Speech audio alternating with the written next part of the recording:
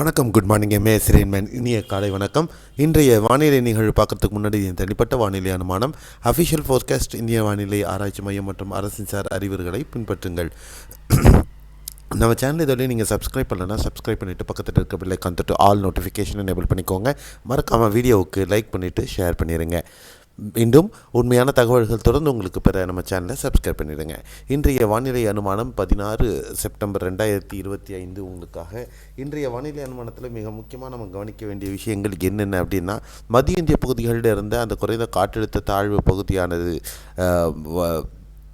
வலுவிழந்து ஒரு தாழிய அமைப்பாக உத்தரப்பிரதேசம், பீகார் வரலையும் நீண்டிருக்கு. அதே நேரத்தில் வங்கக்கடல் பகுதிகளில் அந்தமான் அருகே ஏற்பட்டிருக்கக்கூடிய அந்த வளிமண்டல மேலடுக்கு சுழற்சியானதும் நீடிக்கிறது.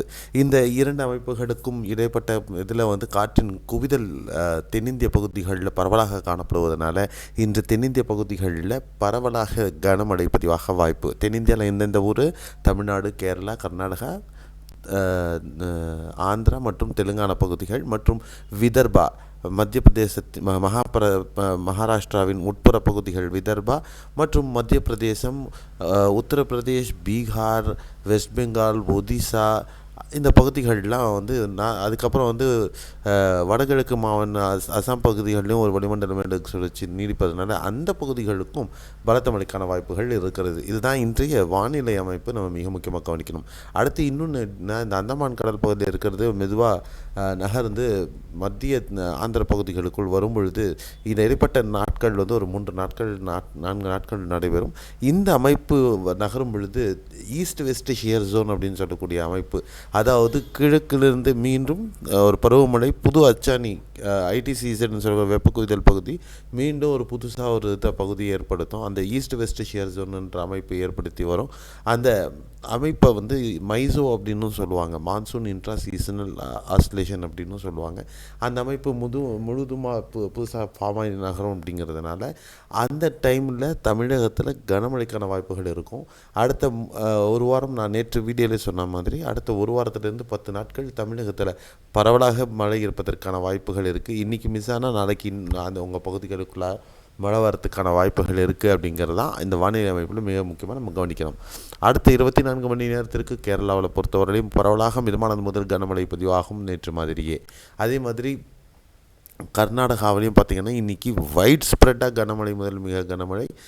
பீதர், குல்பர்கா, யாதகிர், அப்புறம் பெங்களூர் மற்றும் கோலார் பகுதிகளில் பலத்த மழைக்கான வாய்ப்பு இருக்குது. மற்ற இணைய பகுதிகளில் பரவலாக மிதமானது முதல் கனமழை இருக்கிறதுக்கான வாய்ப்புகள் அதிகம். ஆந்திராவில் பொறுத்தவரையிலும் இன்றைக்கும் பரவலாக கனமழை இருப்பதற்கான வாய்ப்புகள் இருக்கிறது அப்படிங்கிறது நமக்கு தெரியுது. தெலுங்கானாவிலையும் அதே மாதிரி பரவலாக கனமழை ஹைதராபாத் உள்பட இருக்கும். குறிப்பாக கிழக்கு மாவட்டங்களில் முழுகு, வரங்கல், மஹபூபாபாத், கொத்தகுடம் இந்த பகுதிகளில் பலத்த மழைக்கான வாய்ப்புகளும் இருக்கும் அப்படின்னு நம்ம எதிர்பார்க்கலாம். அதே மாதிரி தமிழகத்தில் இன்றைக்கி என்னென்னலாம் எங்கெல்லாம் மழை இருக்க போகுது அப்படின்னு பார்க்கலாம்.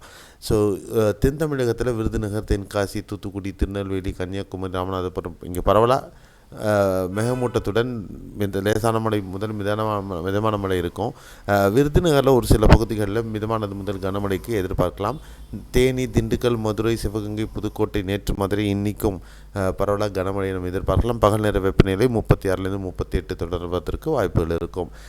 நீலகிரி, கோயம்புத்தூர், இந்த பக்கம் ஈரோடு, தருமபுரி, சேலம், நாமக்கல், மத்திய பகுதிகளில்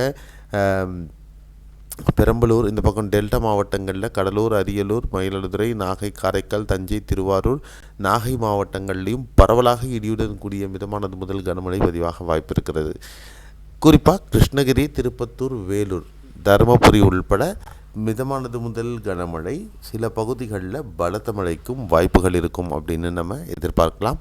சென்னை, திருவள்ளூர், காஞ்சிபுரம், செங்கல்பட்டு, திருவண்ணாமலை, விழுப்புரம் இந்த பகுதிகள் நேற்று சென்னை, திருவள்ளூர் பகுதிகளில் நேற்று இரவு, இன்று விடியற் காலையில் பலத்த மழை பதிவாச்சு. அதே மாதிரி இன்றைக்கி சென்னை, திருவள்ளூர், ராணிப்பேட்டை, காஞ்சிபுரம், செங்கல்பட்டு, திருவண்ணாமலை, விழுப்புரம், பாண்டிச்சேரி மாவட்டங்களில் மிதமானது முதல் ஒரு சில பகுதிகளில் கனமழைக்கான வாய்ப்புகள் இருக்கும் அப்படின்னு நம்ம எதிர்பார்க்கலாம். ஸோ வட உட்புற மாவட்டங்களில் இன்றைக்கி பலத்த மழைக்கு வாய்ப்பு இருக்குது. கடலோர மாவட்டங்களில் அதிர்ஷ்டம் இருப்பின் அந்த பலத்த மழை உள்ள நகர்ந்து வரலாம். ஆனால் பெரும்பாலும் மிதமான மழைக்கான வாய்ப்புகள் இருக்கும் என்று எதிர்பார்க்கப்படுகிறது. ஸோ இதில் வானிலை மாற்றங்கள் உட்பட்டது தான். இதில் என்ன மாதிரியான மாற்றங்கள் ஏற்பட போகிறது அப்படிங்கிறது நம்ம பொறுத்து வந்து நவுகாஸ்ட் அலர்ட்டில் பார்க்கலாம். நம்முடைய புது இங்கிலீஷ் வெதர் சேனல் இருக்குது, அதோடைய லிங்க்கு கொடுத்துருக்கேன். நம்முடைய நவுகாஸ்ட் அலர்ட் பார்க்குறதுக்கு ட்விட்டர், ஃபேஸ்புக், வாட்ஸ்அப் சேனலுடைய லிங்க்ஸும் கீழே டிஸ்கிரிப்ஷன் பாக்ஸில் இருக்குது. அதையும் கிளிக் பண்ணி நீங்கள் நம்ம கூட இணைந்திருக்கலாம்.